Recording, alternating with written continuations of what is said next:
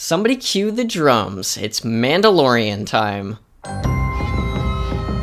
While no armored jetpacker is quite as iconic as Boba Fett or as fatherly as Din Djarin, today's hunter is just as fearsome and can absolutely hold his own in the arena, even if he is kind of a self-centered douchebag sometimes. Also, he lights stuff on fire way more often than either of those other two guys ever did. Hi, my name is Winton, and welcome to a video about the last scion of Clan Tal. It's our very own Mando man, Aran Tal. Aran Tal? Aran Tal? No, I think I had it right the first time. Although, now I can't remember which one the first one was. Okay, let's watch the original trailer. Meet Aran Tal! Okay, Boz said Aran Tal, so that's probably right. Right? Aran was the first character to be paid DLC in Star Wars Hunters, and at first, the only way that you could get him was to pay $9.99 for the Season 1 Arena Pass. Then in Season 2, you could buy a bundle with him in it directly from the shop, also for $9.99. Once Season 3 rolled around, however, they decided that they were finally done making money off of this boy, and tacked him onto the end of the Hunter's path. All you gotta do now to unlock him is a little bit of grinding. And who doesn't love grinding? This is the plan for all of the DLC characters, by the way, so if you're not interested in shelling out a Hamilton just for a new way to deal some damage, give it a couple months, and they'll be there for free. What is there to know about Aran? Honestly, not a lot. He is the last Mandalorian of his clan, which would be cool and edgy if that wasn't exactly like every other Mandalorian in existence. Come on, guys. You can't all be the last Mandalorian. Listen, everybody is special, but if everyone is special in exactly the same way, then no one is special. Aran is also very self-righteous, but again, very common Mando behavior. As soon as they introduced him, he started to make a little bit of a mess, starting with his clash against Imara because he called bounty hunters scum. After that, when Graz and Zaina decided to gift him a cute little doll of himself, he decided to just burn the package outright without even checking it, out of paranoia. Not exactly what I would call the right foot to get off on. Despite these unfortunate character choices, I don't actually hate Aran that much, though I would be lying if I said I warmed up to him right away. It can be a bit easier to forgive a bad character when they do just an incredible job of decimating my enemies. Of course, I'd expect no less from someone with 2 guns and a flamethrower built directly into his wrist. Aran's fighting style is not that different from Reeves, just in midair. Get in fast, hit him hard with a lot of stuff, and then get out. The only difference is that Aran has more health and doesn't need to be right up in someone's face in order to hit them. Shall we look at some details? Monsieur Tal here carries a pair of blaster pistols, which, if we're being honest with ourselves, are basically little toy guns that make pew pew noises. The good news is, they used to be worse, which almost seems unbelievable, doesn't it? A lot of DLC characters nowadays really hammer home the idea of being pay to win, but when Aran came out, he only did 10 damage per shot, and the spread and recoil of his guns were even worse than they are now. Now, the spread is still pretty bad, but at least the pistols hit for 12 damage each. This brought him up to a damage output level that could rival Imara, which is great because of his rivalry with Imara.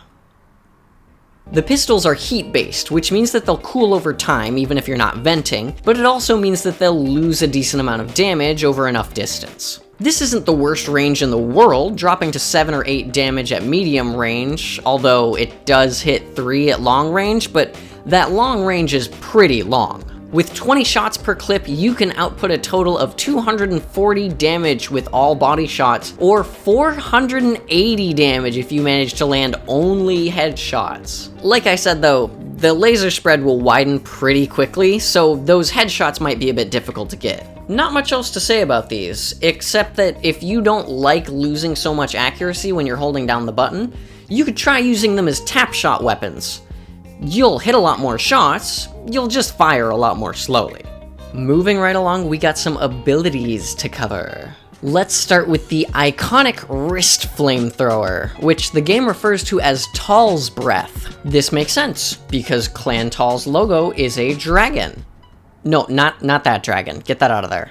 It's in the logo and on some of the cosmetics, see? This little blast of heat starts out at 65 damage and then maxes out at 75. Not a huge upgrade, but an extra 10 damage is always nice. As you upgrade this ability, it will add on a couple of neat little bonus effects, starting with the cooldown reduction while venting at level 3, and the extra points of damage while overheating at level 6. I gotta take a quick sec to explain what that first thing means. It sounds like it cuts your cooldown time by a second if you reload your weapons while waiting for Tal's Breath to finish cooling, right?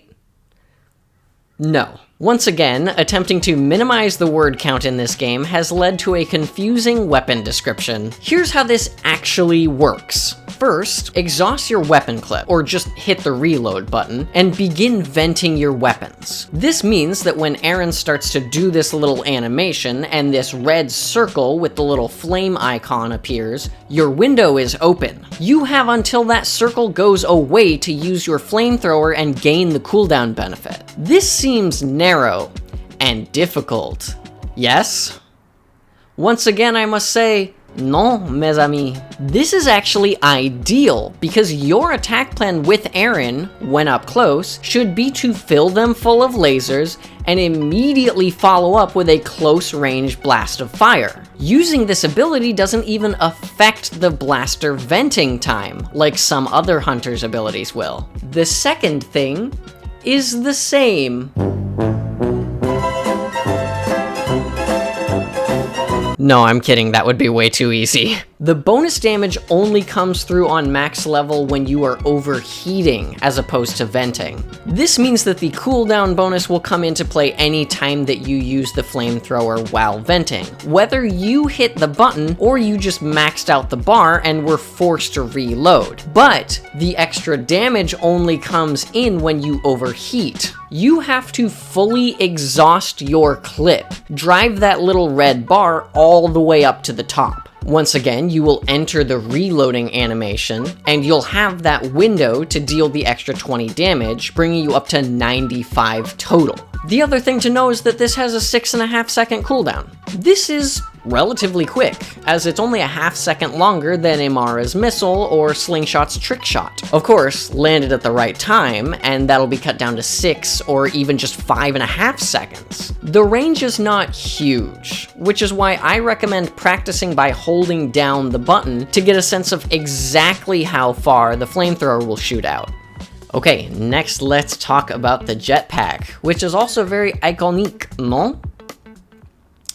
Sorry, for some reason the French is infecting me this episode.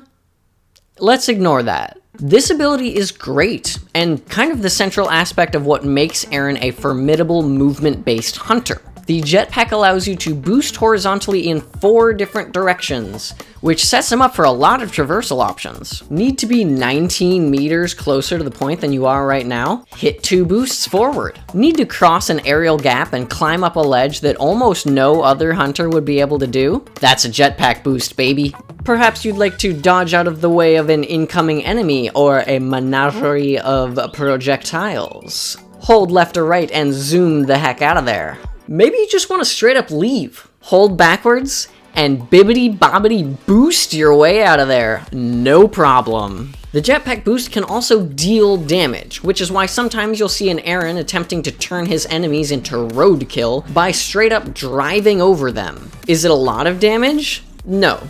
But it's definitely disorienting, and at max level it'll inflict almost 2,000 points of KBF. This is pretty close to the strength of Utuni's Hands Off or Sentinel's Barrel Slam at max level. This means that you can get in close and knock your enemies around a bit while dealing some laser damage. Did I forget to mention that?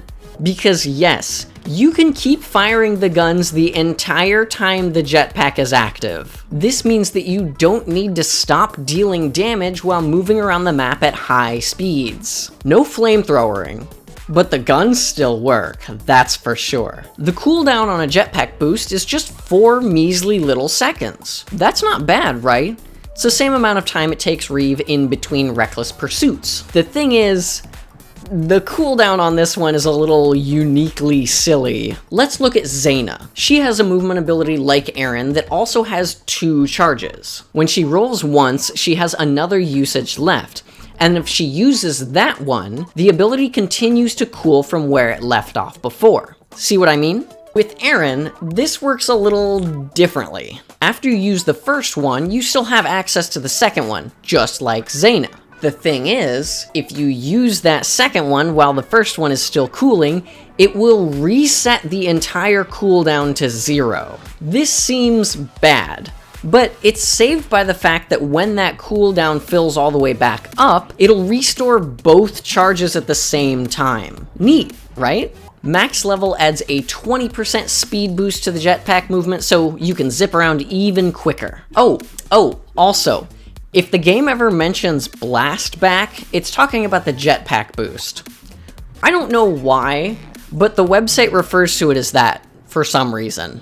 Okay, time for ability 3. C'est bon? They call this one air assault because you assault people from the air. Why did I explain that? What am I doing? Who am I even talking to? It's a good ability, trust me. This move is kind of like Reeve's Leap, only the movement is a little bit slower and you can keep firing the guns the whole time. This is especially neat because if you line yourself up with an enemy beforehand, the game will keep you lined up with them, provided you don't adjust your aim too much. That means that you can hold down the trigger and hit most of your shots without too much of a hassle. Then, once you land, you'll inflict 30 to 40 damage, which is about the same as the jetpack boost. There's also a tiny bit of knockback, but it's so small that the game doesn't even care to list it.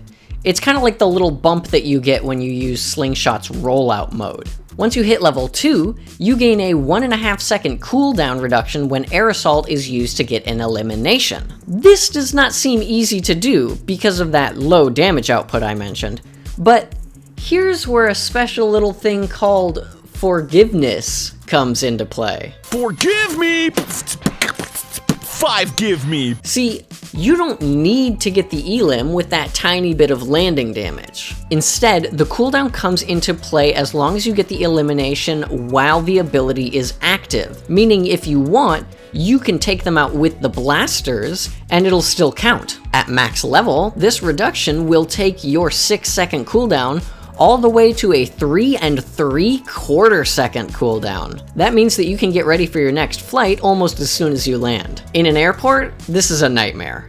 But in Hunters, it's beautiful poetry. It's important to note that this can be used while in mid-air, though Aran needs about 1/4 second to leap forward after you press the button, so he might dip down an inch. This means that you can chain it with the jetpack boost to cover some insane distance. Just like Reeve's Leap, this can be used for pure movement, meaning it can just pop up on any platform or spot on the ground. If you have a second and want to plan your landing precisely, you can hold down the button to get a little hologram of Aran to pop up in the spot where he would be landing. Last bit of info, you can use this on enemies who happen to be in mid-air, like Nox, and it'll still deal the landing damage when you impact that enemy. Okay. I feel like we're making really good progress here. It's already time to talk about the ultimate, so let's do that. I feel like we've all seen this by now, and heard the "fire of justice" line that goes along with it. To put it bluntly, it's a flamethrower, but it's a hell of a lot bigger than that little lighter click that is Tal's breath. The ultimate lasts for 6 seconds, which get counted down for you on this little hemi-circle in the middle of the screen. During that vine length of time, Aran hovers in the air and blasts a heaping helping of red-hot fire directly into his enemies' faces. It's 50 damage for a direct hit or 20 splash damage for someone slightly outside of the blast. These numbers seem a little low, but I've got a secret that will make you rethink that. See, I've been doing testing with Aran, like I do with all of these characters before I write their videos. What I've learned about this Mandalorian and his big-ass plume of fire is that it deals damage so quickly I can barely keep track of it. 50 damage is not a lot, but 50 damage 4 times a second? Now that hits hard. Have you done the math yet? That's 200 damage a second for 6 seconds for a total of 1200 possible damage altogether. On top of that, it can hit multiple hunters at once, meaning you could very easily get a team wipe and then just hover in the air for a couple of seconds while you wait for your enemies to respawn. C'est magnifique. Wanna know something cute? There's a little bar on the back of Aran's jetpack that will fill up as your ultimate bar fills up. It'll do this for every jetpack on every costume, by the way. What a neat little touch. That's all of it. A very solid kit in my opinion. Aran is built for quick movements and a downpour of damage at both close and medium range. Well, more so at close range, unless you're really good with the Nerf guns. Let's go ahead and talk a little strategy and some strengths and weaknesses. First off, I'm gonna say something a little obvious. Aran was built to get into and out of fights quickly. You can use air assault and the jetpack boost to cover a lot of ground, and then when you end up where you want to be, fill your enemies with lasers and follow it up with a nice burst of fire. The guns do very well at close range because spread isn't really an issue when your pistol is literally pressed up against the side of someone's head. The fire can hit multiple enemies at once, so if you've got the opportunity to blast a small group, or even just a pair of enemies, go for it. Then, once you're in danger, or you simply feel like being somewhere else, just jetpack back out of there. Air assault is a good way to leave a fight too. Just make sure that you don't accidentally lock onto an enemy and put yourself in more danger. Here's something else that's obvious. Aran is not good at long range. Those piddly little shots and terrible spread and recoil mean a low damage output for our boy if he's not within a reasonable firing distance. Instead of trying to hit snipers like Imara, Nox, Diago, and Skora from a distance, get your ass into high gear and zoom right into their personal space. Quick disclaimer, this will get you killed if your enemy is even reasonably good with their character, because you are flying at them in a straight line. Wait for them to be distracted, or just flank in from the side. Last bit of advice is about the ultimate. Fun fact, you can pick up and carry the trophy bot while Fury of Clan Tal is active. Another fun fact, you are not invulnerable while using this ult. Seriously, I have seen too many people get themselves shot in the head while the Mandalorian stops and slowly rises into the air as he attempts to turn on the thermostat. Now that I think about it, this is a good tip for fighting against Aran too. The range of the flames is not very far, so anyone far back enough will still be able to hit you while avoiding damage. Hell, you can shoot back at him even if you're burning to death. And honestly, he's so low to the ground that you can still reach him with melee attacks. You will die, but it's still an option. I mean, hey, it's your life, right? You get to choose what to do with it. I think that might be it. If I absolutely had to pad for time and say one last thing about Aran, it would be that you should learn some tricks so that you can do stuff like this.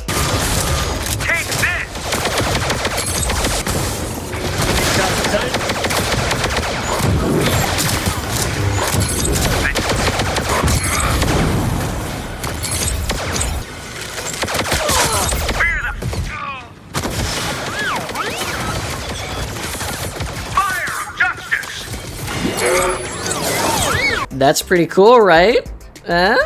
Also, just as a genuinely interesting side note, I was going through the UI dump folder that SWH Leaks gave me access to, and I came across something weird. See, There's a file in here called t_ico_cha009_passive. Catchy name, isn't it? Let's break that down. T is the identifier that stands before all image files within the game. Ico means it's an icon, like for an action or an ability. Aran Tal is coded into hunters as character 009, despite being the 13th hunter. And all this with the word passive, and we can infer that Aran was supposed to have an additional ability at some point. Based on this image, I'm assuming it was some kind of defense boost? Maybe a damage reduction while jetpacking, or conversely, while not jetpacking? It is entirely unclear, and I genuinely don't have a way to figure it out because Aran wasn't in the beta, so you can't compare his current build to an older one because there aren't any. Huh. I guess that'll just be a mystery then. Anyway, I hope you all liked this and learned some stuff from it too. I had fun cramming as much knowledge as I could into this one. As the French would say, n'oubliez pas d'aimer cette vidéo et de vous abonner à ma chaîne. Also, the French would tell you to share this video with your friends, and also check out some of my other videos, and stop by my Patreon if you have a second. That sounds like French to me. I'll see you all in the next one. Good luck out there, and so long, Arena fans.